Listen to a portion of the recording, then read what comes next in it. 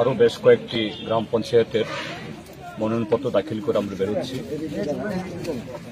আসার পথে ব্লক অফিসে ঢোকার পথেই এই ব্লকের একদম সামনে সেখানে জটলা থেকে আমাদের উপরে ইট পাটকেল মারা হয়েছিল পুলিশের সামনে।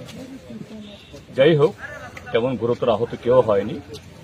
আমরা প্ররোচনায় পা দিইনি, কারণ আমাদের লক্ষ্য যেভাবেই হোক মনোনয়নপত্র দাখিল করা, সেই কাজটা সম্পন্ন করে আমরা বেরোচ্ছি। আমরা জানি না যে এখনো নিরাপদে আমাদের সমস্ত কমরেডরা, সমস্ত প্রার্থীরা তারা যার যার ঘরে যেতে পারবেন কিনা, পুলিশকে বলেছি। যাই হোক, আমরা একসাথে বেরোচ্ছি।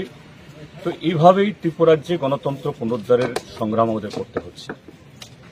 এই রাজ্যে আইন শৃঙ্খলা নেই, সংবিধান এখানে অচল, একটা জঙ্গলের রাজত্ব। এই রাজত্বে একটা রাজনৈতিক দল বৈধভাবে একটা নির্বাচনে প্রার্থী হতে যাবেন, এটাকে দিন দুপুরে শাসক দলের লোক পুলিশের সামনে অস্ত্রশস্ত্র নিয়ে বাধা দেয়। তাদের উপরে কোনো ধরনের যে সরানোর জন্য কোনো লাঠিচার্জ বা অন্য কিছু করা হয় না। আমাদের একজন প্রার্থীকে তো খুন করেই ফেলল। এইভাবেই ত্রিপুরা রাজ্যে গণতন্ত্র নিধন চলছে।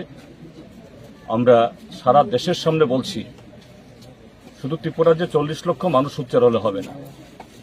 গণতন্ত্র পুনরুদ্ধারে, আইনের শাসন প্রতিষ্ঠায় এবং সাংবিধানিক অধিকার আদায়ে যদি গোটা দেশ বিজেপির এই নগ্ন আক্রমণ, গণতন্ত্রের উপরে বলাৎকার, এর বিরুদ্ধে ঐক্যবদ্ধ না হন, তাহলে এই দেশ সারখার হয়ে যাবে।